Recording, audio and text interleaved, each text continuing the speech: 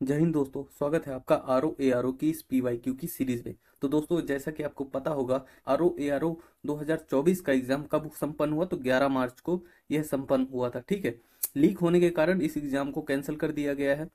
ठीक है, और इसी एग्जाम का जो कि 2024 में संपन्न हुआ है, उसका हम डिटेल से एनालाइज कर रहे हैं। ठीक, जिसके हमने 30 क्वेश्चन को बड़े ही डिटेल और विद एक्सप्लेनेशन के साथ संपन्न करा लिया है। यदि आपने वो वीडियो नहीं देखा तो आप हमारे चैनल की प्लेलिस्ट में जाकर, जो कि ROARO PYQ के नाम से बनी हुई है, आप वहां पर जाकर उस वीडियो को देख सकते हैं।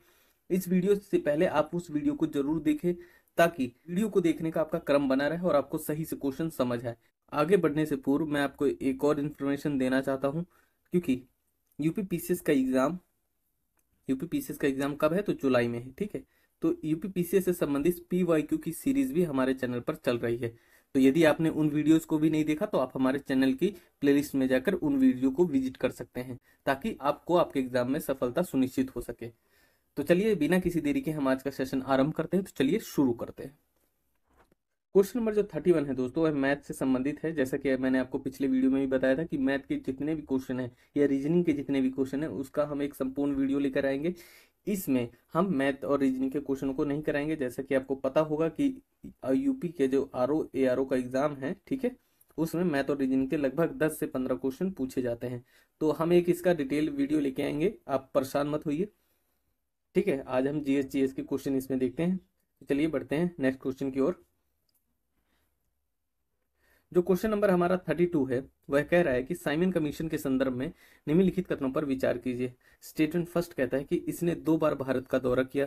सेकंड स्टेटमेंट कह रहा है कि इसका दूसरा दौरा 11 अक्टूबर 1929 से लेकर 13 अप्रैल 1930 तक चला था। तो नीचे दिए गए कोड का प्रयोग करके राइट आंसर का चयन करना है। तो यहाँ पे दोस्तों दोनों ही स्टेटमेंट अपने आप में सही नहीं है, क्योंकि यहाँ पे फर्स्ट स्टेटमेंट तो सही है, लेकिन सेकंड स्टेटमेंट यहाँ पे रॉन्ग है। इस प्रकार जो हमारा राइट आंसर होगा ऑप्शन ए हो जाएगा। ये देखिए, जो साइमन कमीशन है उसने भारत का 2 बार दौरा किया। ठीक ठीक है, पहली बार की हम बात करें तो यह 2 फरवरी से लेकर 31 मार्च 1928 तक। दूसरी बार की हम बात करें तो यह 11 अक्टूबर 1928 से लेकर 13 अप्रैल 1929 तक भारत का दौरा किया। आप समझ रहे हैं कि जब पहली बार दौरा किया तो कब तक किया? तो 2 फरवरी से लेकर 31 मार्च 1928 में पहला दौरा किया गया। वहीं दूसरे दौरे की हम बात करें 11 अक्टूबर 1928 से लेकर 13 अप्रैल 1929 तक। इस प्रकार हमारा दूसरा जो स्टेटमेंट है वह गलत हो जाएगा और फर्स्ट स्टेटमेंट हमारा सही हो जाएगा।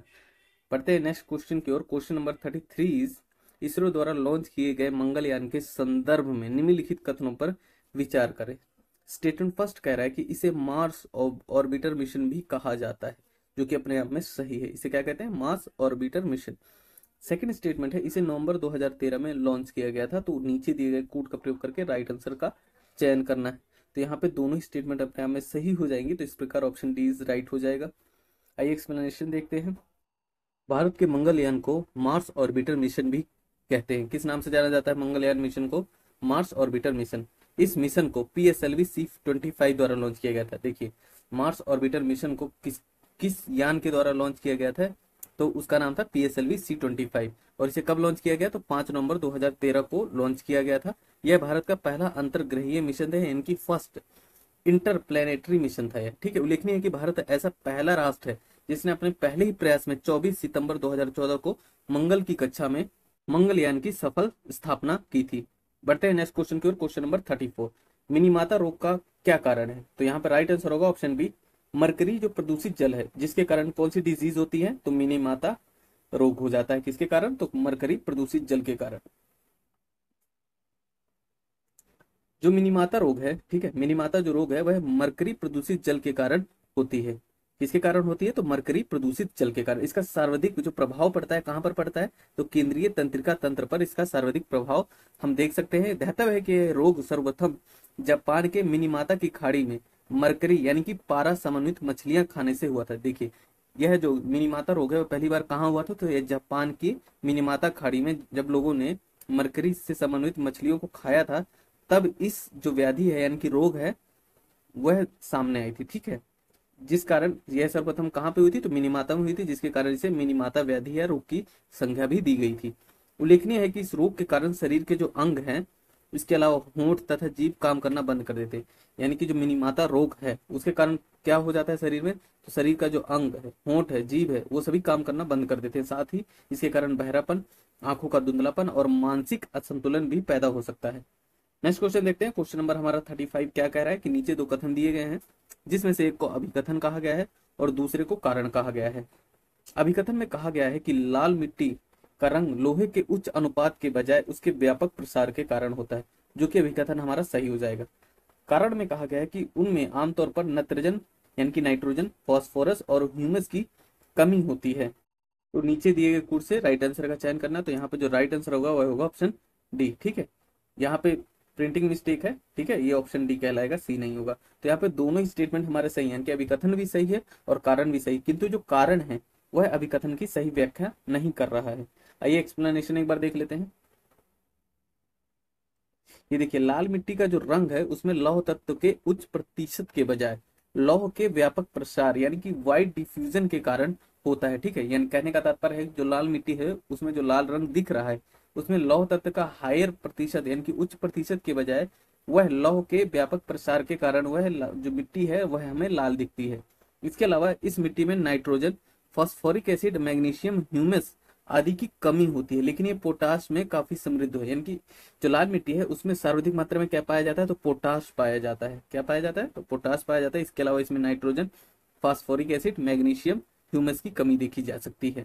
नेक्स्ट क्वेश्चन है हमारा 36। क्वेश्चन नंबर जो 36 कह रहा है वह कहता है कि लॉर्ड कर्जन के संदर्भ में कौन सा जो कथन है वह सत्य है। स्टेटमेंट फर्स्ट कह रहा है कि अंग्रेजी साम्राज्य को ग्रेनाइट की चट्टान पर स्थापित करना। सेकंड स्टेटमेंट है कलकत्ता निगम अधिनियम की घोषणा करना। नीचे दिए गए कोड का प्रयोग करके सही उत्तर का चयन करना। तो यहाँ पे जो राइट आंसर हो जाएगा दोस्तों वह होगा ऑप्शन सी, क्योंकि यहाँ पे हमारा सेकंड स्टेटमेंट तो सही है कि लॉर्ड कर्जन के दौरान कलकत्ता निगम अधिनियम की स्थापना की गई थी, लेकिन फर्स्ट स्टेटमेंट हमारा यहाँ पे रॉन्ग साबित हो जाता है। आइए देखते हैं एक्सप्लेनेशन। कलकत्ता निगम अधिनियम कब बना, तो 1899 में इसकी घोषणा की गई थी। ठीक है, और इसकी घोषणा के समय जो हमारे वायसराय थे वह कौन थे, तो लॉर्ड कर्जन था। उस समय जो वायसराय कौन था, तो लॉर्ड कर्जन थे। ठीक है, तो कहने का तात्पर्य यह है कि कलकत्ता निगम अधिनियम 1899 की घोषणा लॉर्ड कर्जन के समय की गई थी। कर्जन ने कहा था इसी समय कि मेरे लिए संदेश ग्रेनाइट में उकेरा गया है, यह कयामत की चट्टान से उकेरा गया है कि हमारा काम धार्मिक है और कायम रहेगा। कहने का तात्पर्य यह है कि जो अंग्रेज यहाँ पे कर रहे थे उसको वह सही साबित करने के लिए ऐसे स्टेटमेंट देते रहे थे कि मेरे लिए संदेश ग्रेनाइट में उकेरा गया है तथा यह कयामत की चट्टान से उकेरा गया है कि हमारा काम धार्मिक है और यह कायम रहेगा। यानी कि जो वो भारत में जो अत्याचार वगैरह कह रहे थे उसको सही साबित करने के लिए ऐसी स्टेटमेंट वो समय समय पर देते रहते थे। क्वेश्चन नंबर 37 इज भारत के महान्यायवादी के संदर्भ में निम्नलिखित कथनों पर विचार कीजिए। स्टेटमेंट फर्स्ट जो कह रहा है कि वे प्रधानमंत्री की मर्जी तक अपने पद पर बने रहते हैं। सेकंड स्टेटमेंट कह रहा है कि वे संसद सदस्य के विशेषाधिकार के हकदार नहीं। तो नीचे दिए गए कोड से आपको राइट आंसर का चयन करना है। तो यहाँ पे जो सही आंसर होगा वह होगा ऑप्शन ए, क्योंकि यहाँ पे जो स्टेटमेंट जो सेकंड है वही सही है। ठीक है, फर्स्ट स्टेटमेंट हमारी गलत हो जाएगी क्योंकि हमें राइट आंसर का यहाँ पे चयन करना था। तो इस प्रकार ऑप्शन ए इज राइट हो जाएगा। ये देखिए, भारतीय संविधान के अनुच्छेद 76(2) यानी कि 76(2) के अकॉर्डिंग महान्यायवादी जो है यानी कि अटॉर्नी जनरल वह भारत को विधिक विषयों पर परामर्श देता है। किसको परामर्श देता है, तो भारत सरकार को जो अटॉर्नी जनरल है वह कानूनी विषयों पर परामर्श देता है।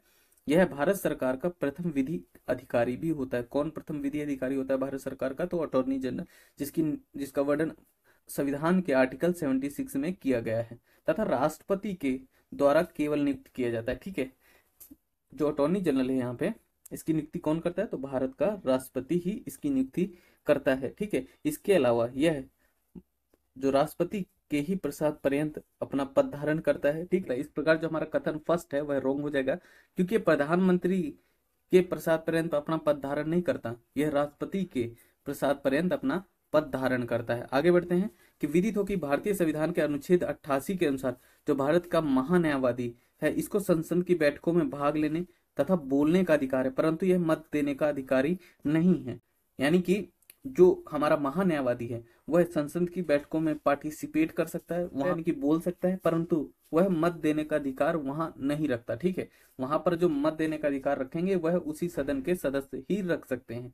इस प्रकार जो महान्यायवादी है वह संसद सदस्य के विशेष अधिकार का हकदार नहीं होता है। अब आशा करता हूँ आपको चीजें समझ आ रही होंगी, यदि नहीं आती तो आप वीडियो को रिपीट करके देख सकते हैं। बढ़ते हैं नेक्स्ट क्वेश्चन की ओर। क्वेश्चन नंबर जो हमारा 38 है वह कह रहा है कि उत्तर प्रदेश के संदर्भ में निम्नलिखित कथनों पर विचार कीजिए। स्टेटमेंट फर्स्ट, आयुर्वेद महोत्सव 2023 झांसी में आयोजित किया गया था।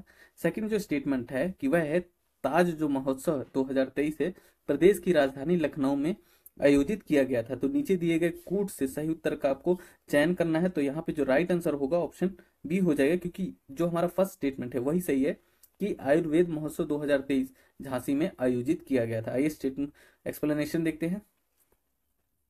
आयुर्वेद महोत्सव 2023 का आयोजन झांसी में आयोजित किया गया था। इसके अलावा हम ताज महोत्सव 2023 की बात करें तो वह उत्तर प्रदेश की राजधानी यानी कि लखनऊ में ना होकर कहां पर हुआ, तो आगरा के शिल्पग्राम में। और कब हुआ है? 18 से 27 फरवरी 2023 में। ठीक है। इसके अलावा ताज महोत्सव 2024 का आयोजन 17 से 27 फरवरी 2024 तक आगरा में ही किया गया है। ठीक है, इस चीज को भी आप याद रखिएगा, आने वाले एग्जाम के लिए इंपॉर्टेंट हो सकता है कि ताज महोत्सव के बारे में दोबारा पूछ लिया जाए, जो कि 2024 में हुआ, कहां पर? आगरा में हुआ। बढ़ते हैं नेक्स्ट क्वेश्चन की ओर। क्वेश्चन नंबर हमारा 39 कह रहा है कि निम्नलिखित घटनाओं पर विचार कीजिए तथा उनको कालक्रमानुसार अरेंज करना है, व्यवस्थित करना है। तो स्टेटमेंट फर्स्ट में दे रखा है प्रख्यात सांख्यिकी विद CR राव का निधन। दोस्तों क्वेश्चन एक करंट अफेयर से संबंधित है। ठीक है, तो आप देख सकते हैं कि यहाँ पर जिन जिन लोगों का निधन हुआ है उनके क्रम को भी अरेंज करने के लिए आ सकता है एग्जाम में। कठिनाई का लेवल आप देख रहे हैं कि आरोप का कितना बढ़ चुका है। सेकंड स्टेटमेंट में कहा गया है कि रुद्र वीणा वादक उस्ताद अली जैकी हैदर का निधन हुआ। ठीक है। थर्ड में भारत में सार्वजनिक शौचालयों के जनक बिंदेश्वर पाठक का निधन। और फोर्थ स्टेटमेंट कह रहा है कि भारत की हरित क्रांति के जनक कौन थे? तो MS स्वामीनाथन का जो निधन है हाल ही में हुआ था। ठीक है, इन चारों को अरेंज करना है कूट के अकॉर्डिंग। तो आइए देखते हैं कूट के अकॉर्डिंग राइट आंसर कौन सा होगा। तो यहाँ पे जो राइट आंसर होगा ऑप्शन ए इज राइट होगा। ठीक है, भारत में सार्वजनिक शौचालय के जो जनक थे वो कौन थे? बिंदेश्वर पाठक थे। ठीक है, इनका हाल ही में निधन हुआ है। कब हुआ है? तो 15 अगस्त 2023 को नई दिल्ली में हुआ है। वे सुलभ इंटरनेशनल के संस्थापक भी थे। किसके संस्थापक थे? तो सुलभ इंटरनेशनल के। प्रसिद्ध गणितज्ञ एवं सांख्यिकी विद CR राव का हाल ही में निधन हुआ। कब हुआ? तो 22 अगस्त 2023 को इनका निधन हुआ। इसके अलावा रुद्र वीणा वादक उस्ताद अली जकी हैदर का जो निधन हुआ कब हुआ? तो 8 सितंबर 2023 को इनका निधन हुआ। भारत की हरित क्रांति के जनक MS स्वामीनाथन का जो निधन हुआ वह 28 सितंबर 2023 को हुआ था। इसके अलावा 9 फरवरी 2024 को MS स्वामीनाथन को मरणोपरांत भारत रत्न से भी सम्मानित किए जाने की घोषणा की गई थी। बढ़ते हैं नेक्स्ट क्वेश्चन की ओर। क्वेश्चन नंबर जो हमारा 40 है वह कह रहा है कि 69 यानी कि 69वें राष्ट्रीय फिल्म पुरस्कार 2021 के संदर्भ में निम्नलिखित कथनों में से कौन सा सही है। स्टेटमेंट फर्स्ट कह रहा है कि RRR यानी कि RRR और गंगूबाई काठियावाड़ी को क्रमशः 5 और 6 राष्ट्रीय पुरस्कार मिले। सेकंड स्टेटमेंट कह रहा है कि रॉकेटरी द नंबी इफेक्ट ने सर्वश्रेष्ठ फीचर फिल्म का पुरस्कार जीता। नीचे दिए गए कूट का प्रयोग करके राइट आंसर का चयन करना है। तो आइए कूट देख लेते हैं एक बार। तो यहाँ पे जो राइट आंसर होगा वह होगा ऑप्शन डी। ठीक है, क्योंकि रॉकेटरी द नब्बे इफेक्ट ने सर्वश्रेष्ठ फीचर फिल्म पुरस्कार का जो खिताब जीता है, लेकिन यहाँ पे जो फर्स्ट स्टेटमेंट की बात की गई वह यहाँ पे रॉन्ग साबित हो जाती है। आइए एक्सप्लेनेशन देखते हैं। ये देखिए ऑप्शन डी इज राइट। 17 अक्टूबर 2023 को राष्ट्रपति द्रौपदी मुर्मू द्वारा 69वें राष्ट्रीय फिल्म पुरस्कार प्रदान किए गए थे। इसमें रॉकेटरी द नब्बे इफेक्ट जिसके निर्देशक कौन थे? तो R माधवन इसके निर्देशक थे, को सर्वश्रेष्ठ फीचर फिल्म पुरस्कार प्रदान किया गया। इसके अलावा फिल्म RRR जो कि तेलुगु फिल्म थी, इसको 6 तथा गंगूबाई काठियावाड़ी को कुल 5 राष्ट्रीय पुरस्कार मिले। संपूर्ण मनोरंजन प्रदान करने वाली जो सर्वश्रेष्ठ लोकप्रिय फिल्म का पुरस्कार जो मिला वो उसको RRR को मिला, यानी कि RRR ने संपूर्ण मनोरंजन प्रदान करने वाली सर्वश्रेष्ठ लोकप्रिय फिल्म का पुरस्कार प्राप्त किया। इसके साथ ही इस फिल्म के गीत कोमारम भीमुडो के लिए सर्वश्रेष्ठ पुरुष गायक का पुरस्कार काल भैरव ने जीता। सरदार उधम को सर्वश्रेष्ठ हिंदी फिल्म का पुरस्कार प्रदान किया गया, यानी कि जो सरदार उधम मूवी थी उसको सर्वश्रेष्ठ हिंदी फिल्म का पुरस्कार दिया गया। क्वेश्चन नंबर जो हमारा 41 है वह कह रहा है कि भारत में वन्य जीवों के संरक्षण के संदर्भ में निम्नलिखित में से कौन सा कथन सही है। स्टेटमेंट फर्स्ट, वन्य जीव संरक्षण अधिनियम 1972 केवल जंगली जानवरों की सुरक्षा के लिए कानूनी ढांचा प्रदान करता है। सेकंड स्टेटमेंट कह रहा है कि प्रोजेक्ट एलिफेंट का लक्ष्य केवल जंगली एशियाई हाथियों का संरक्षण करना है। तो यहाँ पे जो राइट आंसर होना चाहिए वह होगा ऑप्शन डी। ठीक है, ना तो फर्स्ट स्टेटमेंट यहाँ पे सही है, ना ही सेकंड स्टेटमेंट सही है। एक चीज मैं आपको और बता दूं, ये देखिए यहाँ पे भी केवल दे रखा है और यहाँ पे भी केवल दे रखा है। ठीक है, ऐसे क्वेश्चनों को आप ध्यानपूर्वक देखिए, क्योंकि ऐसे क्वेश्चनों में ज्यादातर संभावना होती है कि स्टेटमेंट गलत ही हो। ठीक है, आइए एक्सप्लेनेशन देखते हैं। वन्य जीव जो संरक्षण अधिनियम 1972 है, ठीक है, इसके तहत पीड़क जंतु से भिन्न किसी बंदी या वन्य प्राणी जिनमें जंगली जानवरों को सम्मिलित किया गया है की सुरक्षा के लिए कानूनी ढांचा प्रदान करता है। न केवल जंगली जानवरों को, ठीक है, सिर्फ जंगली जानवरों को ही यह संरक्षण नहीं देता है, इसके अलावा पीड़क जंतु से भिन्न किसी बंदी या वन्य प्राणी को भी यह सुरक्षा प्रदान करता है।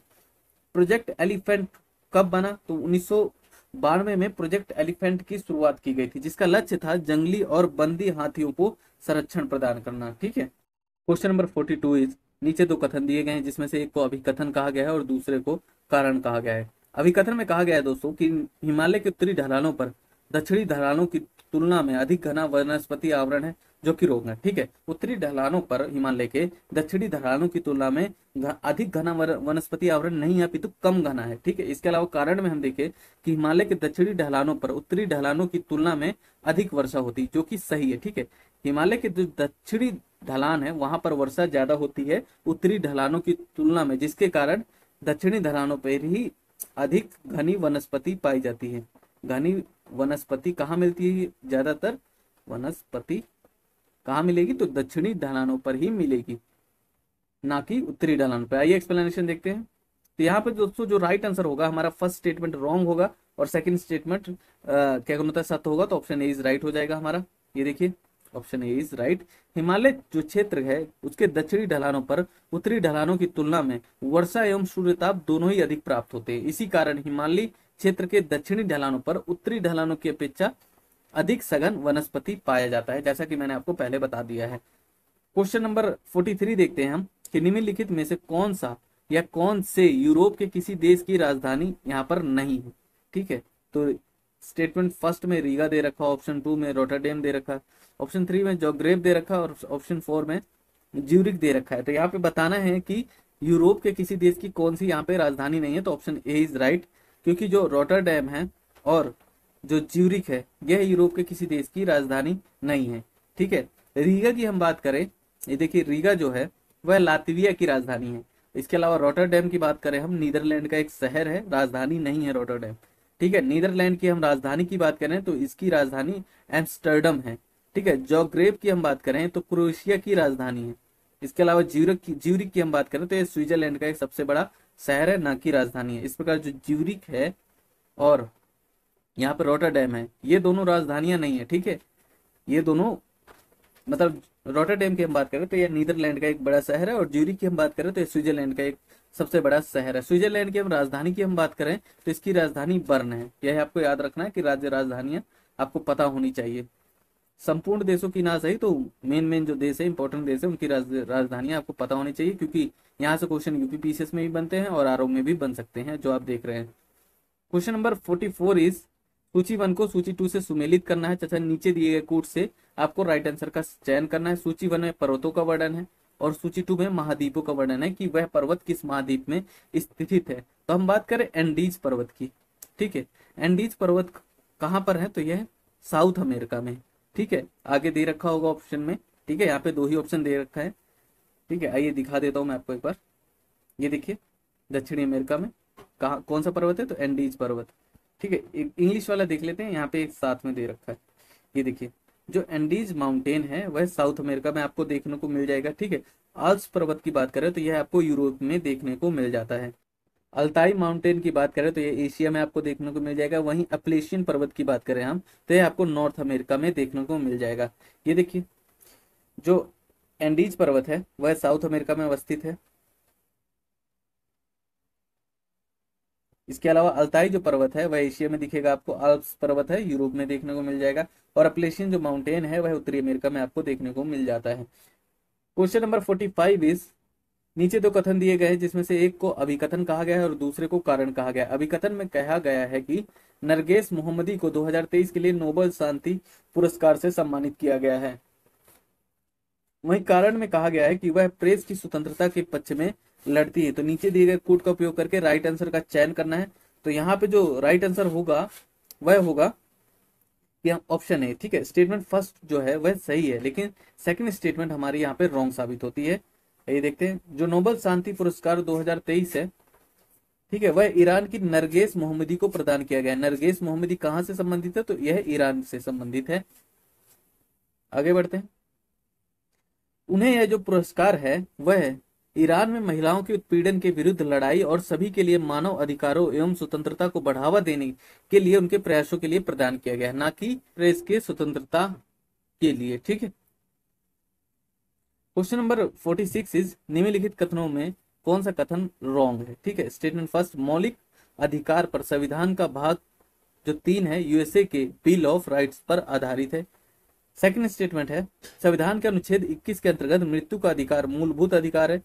स्टेटमेंट सी जो कह रहा है, भारतीय संविधान एक पूर्ण संघीय संविधान है, ठीक है। ऑप्शन डी जो कह रहा है, भारतीय संविधान के अनुसार मूलभूत अधिकारों को हटाया जा सकता है। तो यहाँ पे आपको क्या बताना है? रॉन्ग स्टेटमेंट बताने हैं। तो हमारा फर्स्ट स्टेटमेंट जो ऑप्शन ए है वह राइट है, ठीक है। सेकंड जो हम स्टेटमेंट की बात करें तो यह रॉन्ग है, ठीक है। इसके अलावा थर्ड जो है, जो स्टेटमेंट है हमारा ऑप्शन सी है, वह भी रॉन्ग है, क्योंकि पूर्ण संघीय संविधान नहीं है भारत का, अर्ध संघीय है। जो हमारा ऑप्शन डी है वह भी रॉन्ग साबित हो जाता है, क्योंकि भारतीय संविधान के अनुसार मूल अधिकारों को हटाया नहीं जा सकता। इस प्रकार जो हमारा राइट आंसर होगा रॉन्ग की स्टेटमेंट पे वह हो जाएगा ऑप्शन ए, क्योंकि बी सी डी यहाँ पे स्टेटमेंट रॉन्ग है। भारतीय संविधान के मौलिक अधिकार जो कि भारतीय संविधान के किस भाग में है? तो भाग 3 में है। कहां से लिए गए हैं? तो ये अमेरिकी संविधान के बिल ऑफ राइट से लिए गए हैं। इसके अलावा अमेरिकी संविधान से हमने उद्देशिका का विचार, न्यायिक पुनर्विलोकन, न्यायपालिका की स्वतंत्रता इत्यादि ग्रहण किए हैं। मृत्यु के अधिकार की बात की जाए तो संविधान के अनुच्छेद 21 के अंतर्गत एक मूलभूत अधिकार यह नहीं है। यह आपको याद रखना है कि मृत्यु का अधिकार आर्टिकल 21 के अंतर्गत एक फंडामेंटल राइट नहीं है। प्रोफेसर केसी वेयर के अकॉर्डिंग भारत का जो संविधान है वह अर्ध संघीय है, यानी कि क्वासी फेडरल है, ना कि पूर्ण संघीय। ओके। उच्चतम न्यायालय के अकॉर्डिंग मौलिक अधिकारों सहित संविधान के सभी प्रावधानों में संशोधन किया जा सकता है, परंतु संसद संविधान की मूल संरचना को नहीं बदल सकती। और जो मौलिक अधिकार और नीति निर्देशक सिद्धांतों के बीच संतुलन और सामंजस्य है वह संविधान की मूल संरचना में शामिल है। आपको यह याद रखना है कि जो मौलिक अधिकार और टीपीएसपी सिद्धांत है उनके मध्य जो बैलेंस है और सामंजस्य है वह संविधान की मूल संरचना में शामिल है। इस प्रकार जो संसद है वह मूल अधिकारों को पूर्णतः समाप्त नहीं कर सकती, क्योंकि यह किसका भाग है? तो मूल संरचना का भाग है। क्वेश्चन नंबर 47, आइए देखते हैं क्या कह रहा है। सूची 1 को सूची 2 से सुमेलित करिए तथा नीचे दिए गए कूट से राइट आंसर का चयन करना है। आइए सूचियों को देख लेते हैं हम एक बार। ये देखिए, सूची 1 में कुछ व्यक्तियों के नाम दिए गए हैं और सूची 2 में वह व्यक्ति किस एरिया से संबंधित है यार, कहाँ से वह संबंधित है, क्या है, उनके बारे में वर्णन दिया गया है। तो यहाँ पे जो जया वर्मा सिन्हा है वह क्या है? तो वह रेलवे बोर्ड की पहली महिला अध्यक्ष है, यानी कि भारतीय रेलवे बोर्ड है उसकी पहली महिला अध्यक्ष कौन है? तो जया वर्मा सिन्हा है। मनोज नाथ की हम बात करें तो मनोज नाथ क्या है? तो वह टेल्स फ्रॉम बनाना रिपब्लिक के लेखक है। क्या है? तो टेल्स फ्रॉम बनाना रिपब्लिक के लेखक कौन है? तो मनोज नाथ है। इसके अलावा हम बात करें श्रेथा थाविसिन की, तो श्रेथा थाविसिन जो है थाईलैंड के पीएम है। और वहीं बात करें हम डॉक्टर मोहम्मद मुइजू जो कि मालदीव के राष्ट्रपति हैं। इस प्रकार जो राइट आंसर हो जाएगा दोस्तों हमारा वह होगा ऑप्शन डी। ये देखिए, 1 सितंबर 2023 को जया वर्मा सिन्हा ने रेलवे बोर्ड की अध्यक्ष एवं मुख्य कार्यकारी अधिकारी यानी कि सीईओ का पदभार ग्रहण किया था। वे भारतीय रेलवे के इस शीर्ष पद पर नियुक्त होने वाली पहली महिला है, यह भी आपको याद रखना है। टेल्स फ्रॉम बनाना रिपब्लिक के लेखक मनोज नाथ है। 22 अगस्त 2023 को श्रेथा थाविसिन ने थाईलैंड के प्रधानमंत्री का पदभार ग्रहण किया। वहीं 17 नवंबर 2023 को डॉक्टर मोहम्मद मोइजू ने मालदीव के राष्ट्रपति का पदभार ग्रहण किया। उन्होंने इब्राहिम मोहम्मद सोलिह का स्थान लिया था। क्वेश्चन नंबर 48 इज आदिम निर्वाहक कृषि पद्धति के संदर्भ में कौन सा जोड़ा यहाँ पर सही है? एक तरफ कृषि पद्धति का वर्णन है, दूसरी तरफ उससे संबंधित क्षेत्र का वर्णन है। झूमिंग कृषि हम दक्षिण पूर्व एशिया में कहते हैं, तो फर्स्ट ऑप्शन सही है। सेकंड ऑप्शन भी सही है, क्योंकि मिल्पा हम मैक्सिको में झूमिंग कृषि को कहते हैं। इसके अलावा लद्दाख की बात करें तो यह श्रीलंका में नहीं कहा जाता। इस प्रकार थर्ड ऑप्शन हमारा रॉन्ग हो जाएगा। इस प्रकार जो हमारा राइट आंसर होगा वह होगा ऑप्शन सी। ठीक है, ऑप्शन सी इज राइट। आदिम निर्वाहक कृषि पद्धति, झूमिंग कहाँ कहा जा रहा है, तो दक्षिण पूर्व एशिया, मिल्पा इसे कहते हैं मैक्सिको में और मध्य अमेरिका में, ठीक है। मिल्पा देखो झूमिंग कृषि की जाती है जिसमें कुछ टाइम तक खेती की जाती, फिर वहां पर जंगलों को जलाकर वहां पर कृषि की जाती, जिसे झूमिंग कृषि हम कह देते हैं। तो झूमिंग हम कहते हैं कहाँ पर, तो दक्षिण पूर्व एशिया में कह देते हैं। मिल्पा की बात करें तो मिल्पा हम कहाँ पर कहते हैं झूमिंग कृषि को, तो मैक्सिको और मध्य अमेरिका में कहते हैं। इसके अलावा लद्दाख की हम बात करें तो लद्दाख इसे इंडोनेशिया में बोला जाता है। अब बात करें आदिम निर्वाहक कृषि पद्धति की, तो इसमें काटो एवं जलाओ की बात कहते हैं, यानी कि स्लैश एंड बर्न कृषि पद्धति कहते हैं। काटो एवं जलाओ कृषि पद्धति कहलाती है आदिम निर्वाहक कृषि, जो भारत के साथ साथ विश्व के कई आदिम जनजातियों में प्रचलित है। क्वेश्चन नंबर जो हमारा 49 है वह मैथ से संबंधित है, ठीक है, जिसे हम आने वाले वीडियोस में डिटेल के साथ करेंगे। बढ़ते हैं नेक्स्ट क्वेश्चन की ओर। क्वेश्चन नंबर 50, बैंक के लेन देन में पिन का क्या अभिप्राय है।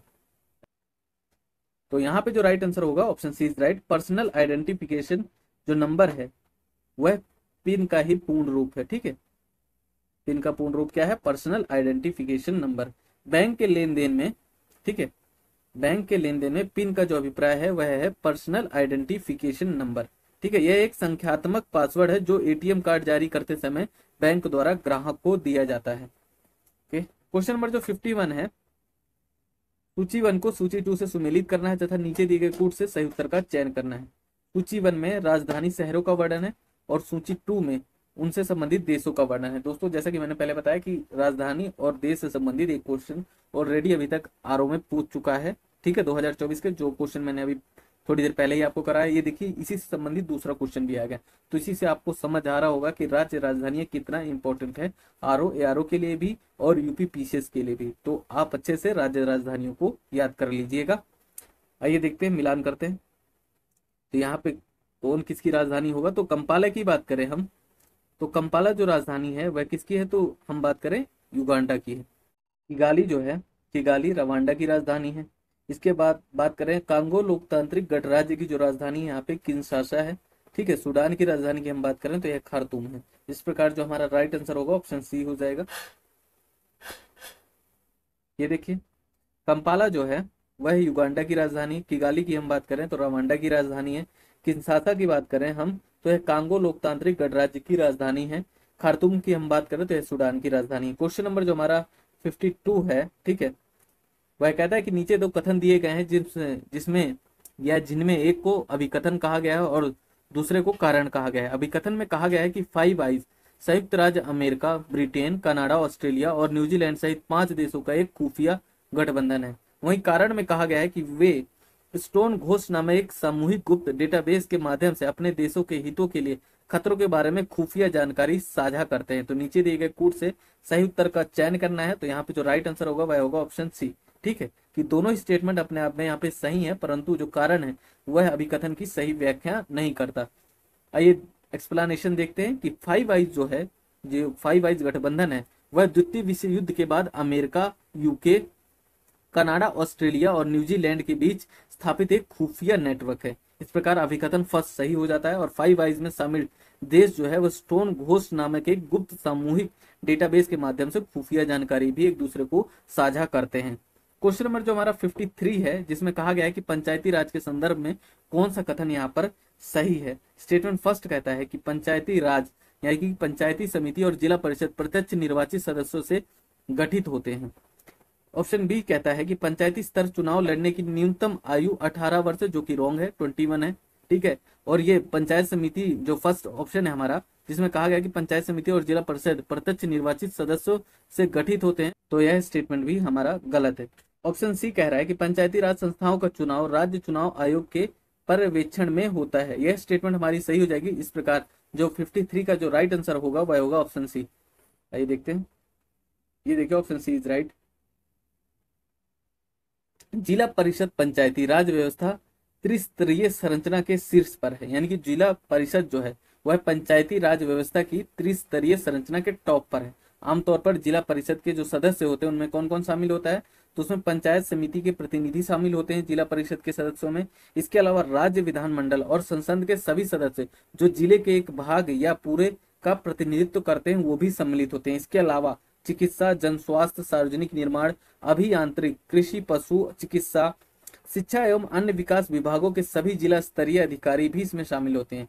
पंचायती स्तर का चुनाव लड़ने के लिए न्यूनतम आयु 21 वर्ष है, यानी कि 21 वर्ष होनी चाहिए पंचायती स्तर का चुनाव लड़ने के लिए। वहीं अनुच्छेद 243 यानी कि 243 टा के तहत पंचायतों के लिए कराए जाने वाले निर्वाचनों के लिए राज्य निर्वाचन आयोग की व्यवस्था की गई है, जिसमें राज्यपाल द्वारा नियुक्त एक राज्य निर्वाचन आयुक्त होता है। राज्य निर्वाचन आयोग में एक राज्य निर्वाचन आयुक्त होता है, जिसकी नियुक्ति कौन करता है? तो राज्यपाल करता है। क्वेश्चन नंबर 54 इज निम्नलिखित प्रकार के क्षरण पर विचार कीजिए तथा इस प्रकार के क्षरण के कारण खेत से मिट्टी के नुकसान के बढ़ते क्रम के संदर्भ में सही क्रम में व्यवस्थित करना है। ठीक है, तो यहाँ पर क्षरण के कुछ प्रकार दिए हुए हैं। ठीक है, जिसमें फर्स्ट में है अवनालिका क्षरण या अपर्दन, ठीक है, सेकंड में बौछारी क्षरण और थर्ड में नलिका क्षरण, फोर्थ में परत क्षरण। तो नीचे दिए गए कूट से सही उत्तर का चयन करना है, इनकी अरेंज करना है, पहले कौन सा क्षरण होता है और सबसे लास्ट में कौन सा क्षरण होता है। तो यहाँ पे जो राइट आंसर होगा वह होगा ऑप्शन सी होता है। ये देखिए मृदा अपहरण के चरण जो है जिसमें नुकसान के बढ़ते संदर्भ में वर्णन किया गया। ठीक है, बौछारी चरण सबसे पहले होता है जिसमें कम नुकसान होता है। ठीक है, यहाँ पे कम नुकसान की संभावना होती है। इसके अलावा इसके बढ़ते क्रम में हम आगे देखें तो उसके पश्चात कौन सा चरण होता है? परत चरण होता है और उसके पश्चात नलिका चरण होता है और सबसे लास्ट में जो होता है वह अवनलिका चरण या अपर्दन होता है। और अवनलिका चरण या अपर्दन से ही सबसे ज्यादा नुकसान होता है। सबसे यहाँ पे ज्यादा नुकसान हम देख सकते हैं किसमें? तो अवनलिका चरण में। आइए बढ़ते हैं नेक्स्ट क्वेश्चन की ओर। क्वेश्चन नंबर जो हमारा 55 है वह कह रहा है कि उत्तर प्रदेश वैश्विक निवेशक शिखर सम्मेलन 2023 के संदर्भ में निम्नलिखित कथनों पर विचार कीजिए। तो यहाँ पर दो स्टेटमेंट दे रखा है। फर्स्ट स्टेटमेंट कह रहा है कि शिखर सम्मेलन लखनऊ में आयोजित किया गया था। सेकंड जो स्टेटमेंट है वह कह रहा है कि शिखर सम्मेलन का जो उद्घाटन है भारत के राष्ट्रपति द्वारा किया गया था। तो यहाँ पे जो हमारा फर्स्ट स्टेटमेंट ही सही है, सेकंड स्टेटमेंट यहाँ पे रॉन्ग हो जाएगी। इस प्रकार जो राइट आंसर होगा वह होगा ऑप्शन सी। ठीक है, ये देखिए 10 से 12 फरवरी 2023 में के मध्य यूपी वैश्विक निवेशक शिखर सम्मेलन का जो आयोजन है वह लखनऊ में किया गया। यह यूपी वैश्विक निवेशक शिखर सम्मेलन 2023 था जिसका आयोजन लखनऊ में किया गया। इस सम्मेलन का जो उद्घाटन है 10 फरवरी 2023 को प्रधानमंत्री नरेंद्र मोदी द्वारा तथा इसका समापन जो है 12 फरवरी 2023 को राष्ट्रपति द्रौपदी मुर्मू द्वारा किया गया है। इस प्रकार जो हमारा सेकंड जो स्टेटमेंट यहाँ पे कह रहा है कि इसका उद्घाटन किसने किया, तो राष्ट्रपति द्वारा किया है, यह रॉन्ग हो जाता है क्योंकि इस जो यूपी वैश्विक निवेशक शिखर सम्मेलन है इसका उद्घाटन किया भारत के प्रधानमंत्री द्वारा और इसका जो समापन किया गया तो वह राष्ट्रपति द्वारा किया गया था। नेक्स्ट क्वेश्चन देखते हैं, क्वेश्चन नंबर 56। जो हमारा क्वेश्चन नंबर 56 है ये देखते हैं क्या कह रहा है। यूरोप में राइन नदी के संदर्भ में निम्नलिखित में से कौन सा कथन सही है? तो स्टेटमेंट फर्स्ट कह रहा है कि राइन नदी जो है उत्तरी जर्मनी की औद्योगिक गतिविधियों के लिए एक महत्वपूर्ण मार्ग है। सेकंड स्टेटमेंट कह रहा है कि रॉटरडैम का जो बंदरगाह है वह राइन नदी के मुहाने पर स्थित है।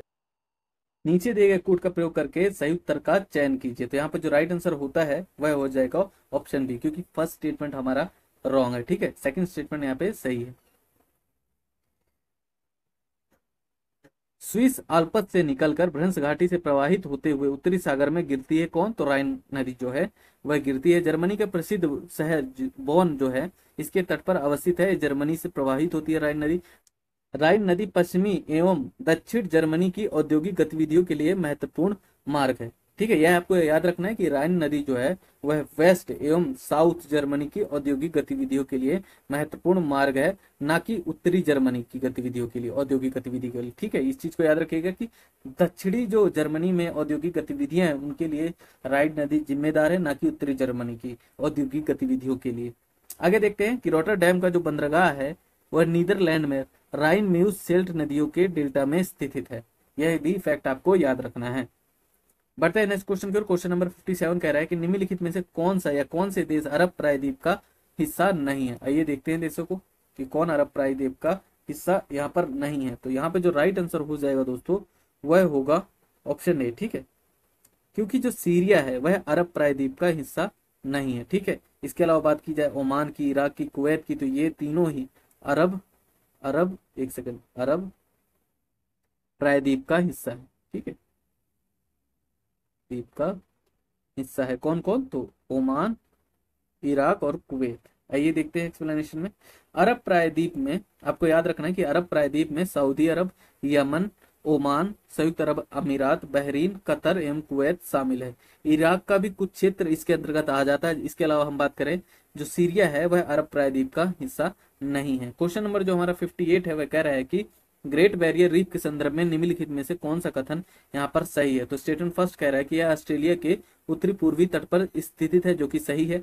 सेकंड है इसकी लंबाई 2500 किलोमीटर से अधिक है, तो यह रॉन्ग है। इसकी लंबाई 2300 किलोमीटर के आसपास है। तो इस प्रकार जो राइट आंसर हो जाएगा वह होगा option B, only first. Great barrier जो रीफ है, ठीक है, ग्रेट बैरियर रीफ विश्व की सबसे बड़ी प्रवाल रोधिका है। यह ऑस्ट्रेलिया महाद्वीप के क्वींसलैंड तट के साथ साथ प्रशांत महासागर में स्थित है। आपको याद रखना कि ग्रेट बैरियर रीफ विश्व की सबसे बड़ी प्रवाल रोधिका है, ठीक है, और यह किस महासागर में है? तो प्रशांत महासागर में है। और ऑस्ट्रेलिया महाद्वीप जो है उसके पूर्वी तट पर है, और पूर्वी तट का क्या नाम है? तो क्वींसलैंड तट के साथ साथ यह अवस्थित है। यह लगभग 2300 किलोमीटर लंबी है, ठीक है। यह जो प्रवाल भित्ति है मुख्यतः 10 डिग्री दक्षिण से 24 डिग्री दक्षिण अक्षांशों के मध्य विस्तृत है। इस प्रवाल भित्ति में लगभग 400 प्रकार के प्रवाल, 1500 प्रकार की मत्स्य प्रजातियां और लगभग 4000 प्रकार की मोलस्क प्रजातियां पाई जाती हैं। यह भी आपको याद रखना है।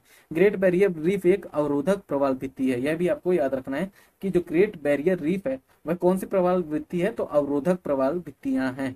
क्वेश्चन नंबर जो हमारा 59 है वह कह रहा है कि ऑपरेशन अजय के संदर्भ में निम्नलिखित कथनों पर विचार कीजिए। स्टेटमेंट फर्स्ट कहता है कि विदेश मंत्री एस जयशंकर ने ऑपरेशन अजय की शुरुआत की।